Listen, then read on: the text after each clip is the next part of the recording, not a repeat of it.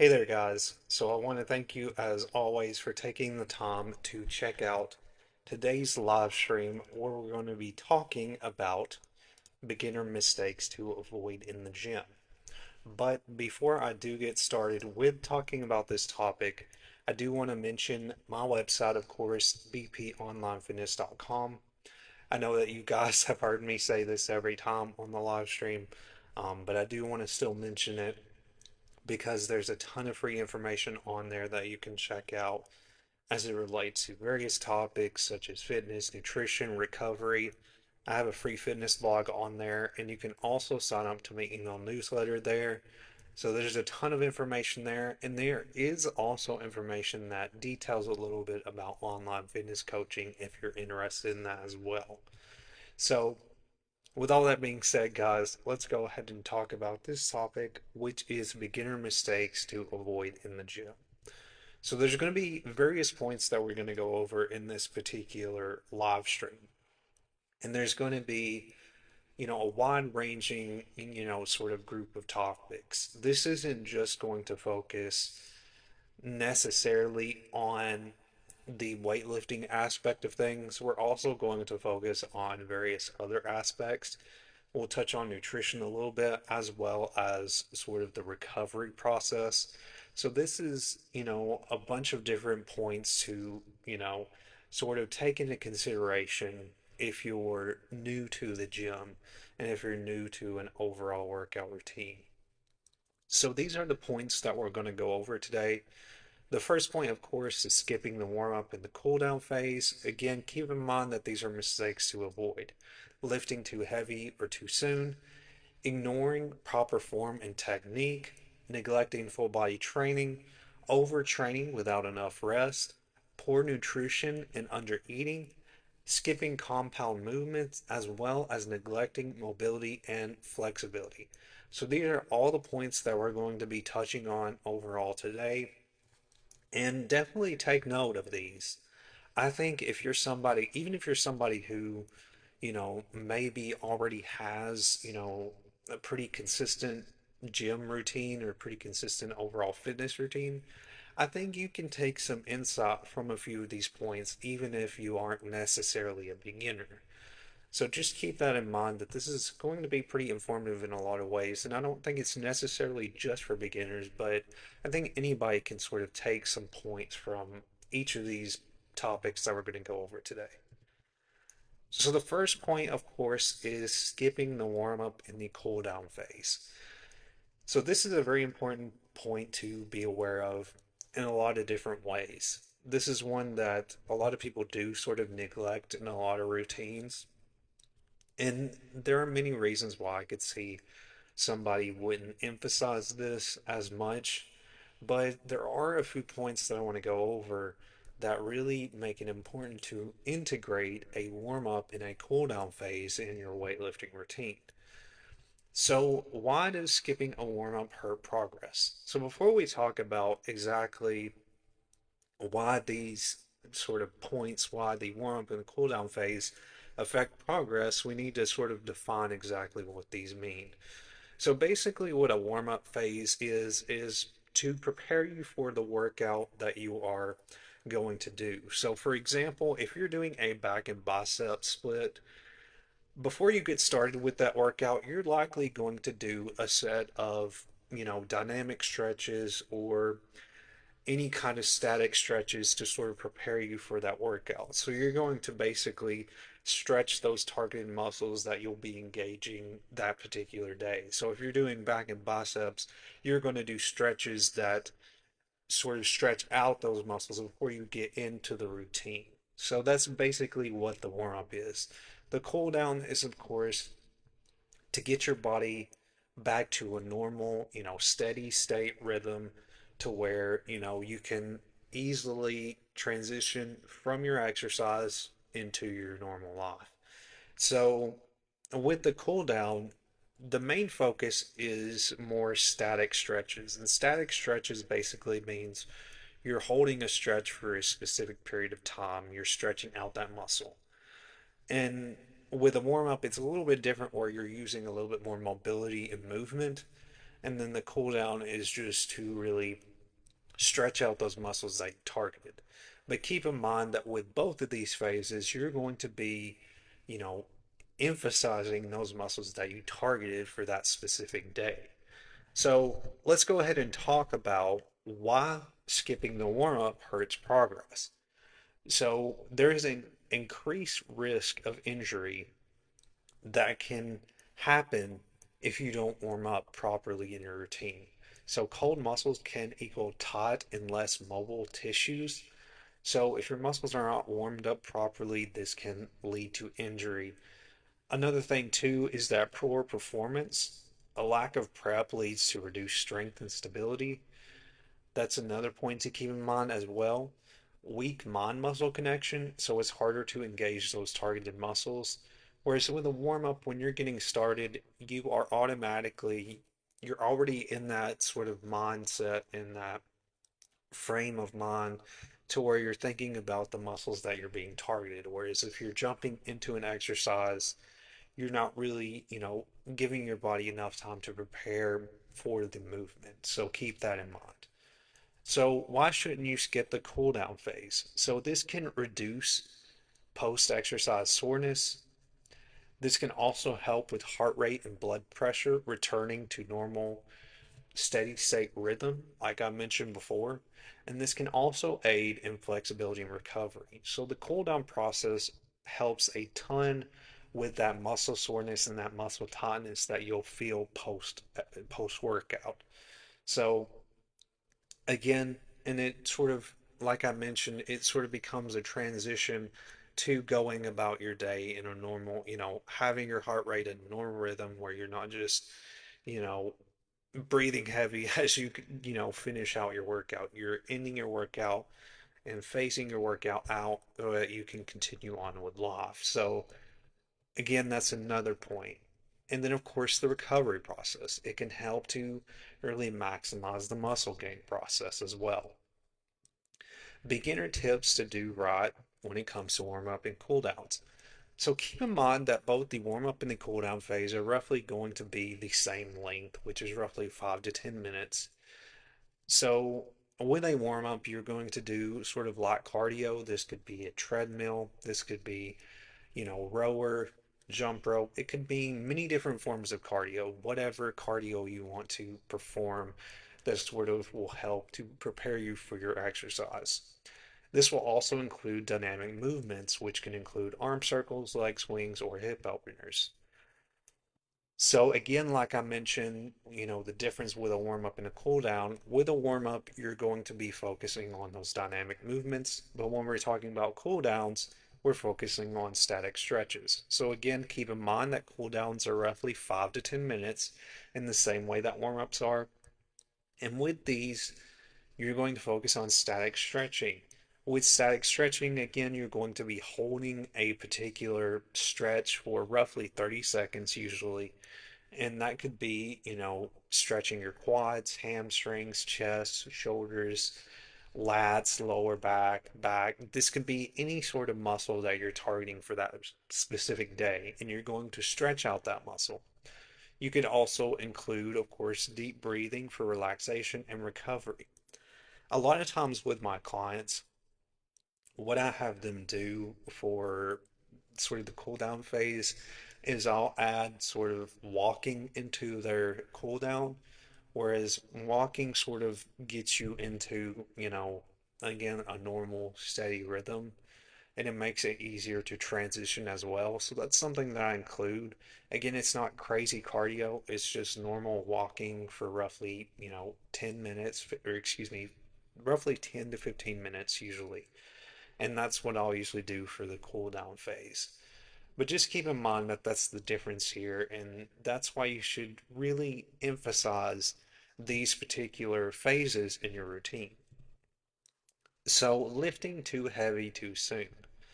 So, this is a big one too, and this is actually one that I can say that I used to do. This was a mistake that I did myself before I got, certified and before I got really sort of understood the process of a structured routine. So, and I think this is a common, point that people go through when it comes to, workout routines, especially if you're new. You can do that, and it does happen to where you're lifting too heavy and you're not really realizing it. So, why is this a problem when you're lifting too heavy too soon? So, of course, the most important point is that it's going to increase the risk of injury, especially the lower back, the shoulders, and the knees. If you are engaging any muscle that is the lower back, the shoulders, or the knees in your workouts, you want to make sure that you are cautious with how you're performing those workouts. And the reason being is that those specific muscles are very susceptible to injury. I've pretty much, except I would say my knees, I've pretty much, injured my lower back before. And my shoulders, I kind of have before. I haven't really had any issues with my knees, but I do want to say that you can be very prone to injury with these particular parts of the body. So keep that in mind. Be cautious of the weight you're lifting. One thing that's very important, of course, we're going to talk about it further, but focusing on your form first and foremost is the most important thing. So, why this is a problem as well is that this compromises form and range of motion. Of course, you're cutting short on your form and range of motion if you're lifting too heavy. If you're not able to fully lift that weight, then it's going to completely mess up your overall form. Keep that in mind. So this also builds bad habits early that are hard to unlearn. So once you start to focus on just lifting heavy, your whole mindset is focusing on that heavy lifting. And so you don't start to think fully about, form as much.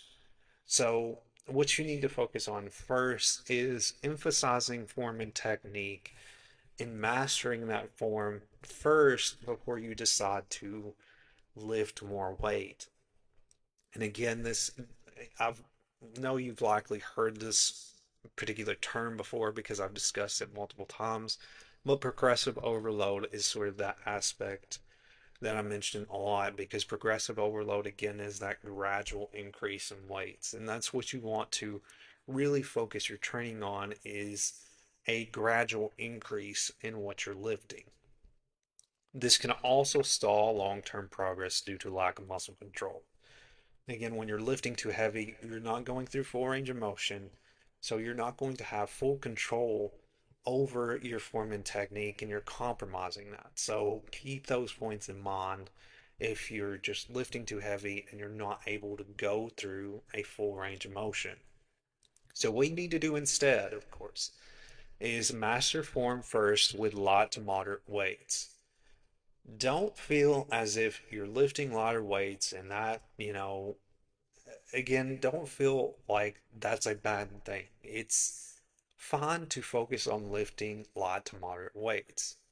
Another thing that you can keep in mind is that a lot of people always associate the progressive overload, adding more weight through your routine as just adding weight. When you can increase intensity outside of just adding weight. For example, if you're using lighter weights and you want to challenge yourself more, increase your reps. Also, you could pause, you can change the tempo, you can progress in multiple ways, even if you're doing lighter weights. So make sure that you emphasize light to moderate weights so that you're focusing on going through the full range of motion and that you're mastering form. Again, like I mentioned, focusing on controlled reps is important. Full range of motion, of course, is important as well. Progressive overload, I just mentioned that. Use progressive overload to increase weight gradually. Again, that concept is really simple. You stick consistently to a weight for a certain amount of time, and then when you feel like you are able to, you feel like you're ready to move up, then gradually increase that weight. You're not going up like 10 to 20 pounds, you're going up incrementally to sort of give your body, enough time to adjust to that new weight. Another thing too that people neglect, and I see this a lot of times, is that they don't track their reps, their sets, and how much weight they're lifting. Also, measuring the RPE, which is rating of perceived exertion, which is basically the RPE scale is basically a scale from 0 to 10, where 0 is where you're putting in the least amount of effort in the exercise, and 10 meaning you are putting in, a complete, all out amount of effort. And that's something too that you can do to sort of gauge how you feel that exercise was difficult or how easy it was. So, tracking reps and sets is a big part, as well as tracking your weights. This is something that I do in every routine, and it's something that I neglected for a long time, but now I realize how important it is.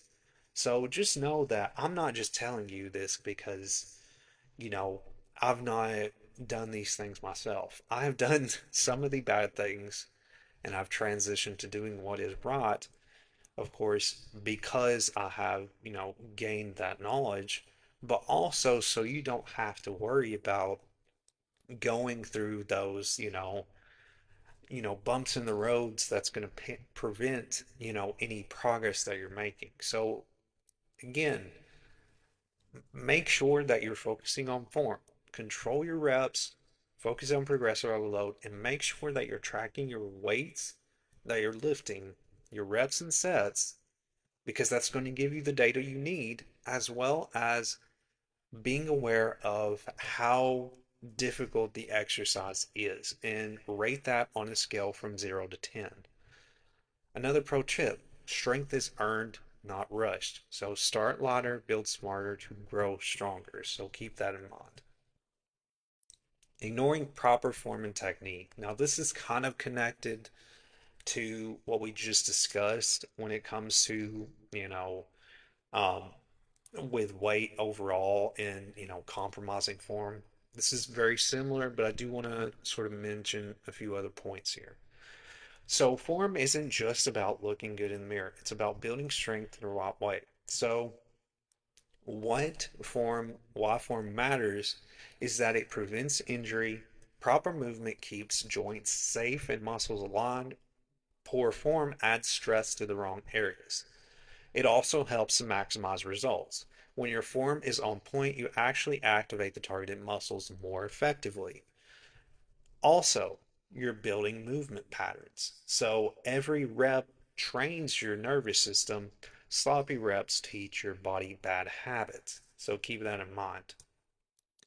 Common mistakes beginners make. So here's a few examples that we're going to look at. So these are just some common points to be aware of. If you do any of these in your exercises, pay attention to them, because these are some things that you may need to work on in your routine that you need to adjust to focus more on proper form and technique. So, for example, with squats, the mistakes that many beginners make are the knees are caving in, their heels are lifting off the floor, or they're leaning too far forward. Deadlifts, rounding in the back or jerking the weight off the floor. Bench press, flared elbows, no shoulder control, and poor bar path. Bicep curls, swinging the weight with momentum instead of the muscle. Planks and core workouts, sagging the hips and having head and neck misalignment. So if you're doing any of these things, you need to readjust how you're performing the workout. With a lot of workouts, form and technique is the way you engage muscles is of course differently, but a lot of the workouts have a very similar sort of aspect where you're focusing on having a neutral spine, throughout the workout, and making sure that your feet are of course equally apart and that your feet are in a proper stance, as well as of course, again, full range of motion, lifting the weight fully, pausing for a brief moment at the stop of the at the top of the movement, and then slowly lowering the weight back down. So there's a universal sort of concept with a lot of workouts. However, of course, there are independent points, like separate points in each workout that you need to be aware of. And I won't dive into that deep here today, but these points here give you a better idea on what you are doing wrong in overall form with these particular exercises. So remember, if the weight is too heavy to perform with control, it's too heavy, period. So lower your weight. If you're not able to really extend fully in an exercise, lower the weight. So excuse me, neglecting full body training. So many beginners jump straight into split routines. This can be chest day, arm day, without first building a foundation. And this often leads to imbalances, stalled progress, and overlooked muscle groups. So if you're starting with a routine, it's totally fine to start with an overall full body training routine. A lot of times with my clients, they will start with really simple movements before they go into the full, weightlifting side of things. So why does it matter to focus on full body movement when you're getting started? Full body workouts engage more muscle groups per session. So with these workouts, you're likely doing a ton of compound movements. And what compound movements are movements that engage multiple muscles. So this is exercises like squats, and this could also be exercises such as, any kind of pressing movement that's working multiple muscles. A lot of times with these workouts, you're not just targeting or isolating the muscle like you would a bicep curl. You are engaging multiple muscle groups at once. So this helps to improve strength, coordination, and movement efficiency, of course. It increases overall calorie burn and hypertrophy stimulus. Of course, the reason being is that you're using multiple muscle groups at once. This is ideal for building a balanced physique and foundational strength. So again, start with 3 full body sessions per week. Separate those days apart and allow adequate rest, of course, in your routine. Focus on compound lifts, squats, presses, deadlifts, rows, and lunges are all going to be classified as a compound lift. Use progressive overload in proper form. Include both upper and lower body movements as well as core. And again, a lot of times with clients, if they're starting out, if I have a client that's wanting to commit to at least 3 days a week, usually I'll have them have a split where they're doing upper, core, and lower body. Usually that type of split is what they'll focus on. And again, even if it's a client that's doing more days a week, I'll still have them do, focus on movement rather than just lifting weight itself. And that's the way that I always start out my clients in a workout program. Even if they may be familiar with exercise, I still start out with a stabilization phase. So, overtraining without enough rest. Now, this is one that I experienced myself, and I have had other clients that I work with that have kind of had this experience where they emphasize training too much. And this is not as common as some of these other points, but it is possible to overtrain if you're not giving your body enough rest. There's certain people like myself that really enjoy exercise, and so they don't really like to emphasize the rest days. Like for me, at this point, I'm not crazy about rest days because I feel lazy from rest days, and I know that's not everybody's going to feel that way. It's kind of this particular mistake here is kind of it depends on who you are. If you really enjoy exercise, then this is probably something that you need to avoid as far as a mistake. But this won't be for everybody. So again, overtraining is just training too much without and not having enough rest. So many beginners believe more is better. Training hard every day without allowing time for recovery leads to fatigue, stalled progress, and even injury. So keep in mind, muscles grow during rest, not during your workout. When you are in a workout, you are actually putting strain on the muscles. You are tearing those muscles when you're in exercise. And so like what I'm going to mention here soon, nutrition plays a big part of that muscle growth process as well as your overall recovery, such as sleep. So if you're not giving your body rest, you're not allowing those muscles to grow. Lack of recovery increases cortisol, which of course is a stress hormone. If that stress hormone is too much, then it's going to affect your results. And you can also get increased cortisol levels if you don't get adequate sleep. And again, that's another part of recovery. So this also can lead to stress on the joints when you're performing workouts. It leads to burnout, poor sleep, and decreased performance in your workouts. It also weakens the immune system and elevates the injury risk, or the risk of injury, I should say. So keep these points in mind.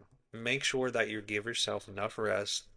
Have assigned rest days. For my clients, I have them at least do 2 assigned rest days a week.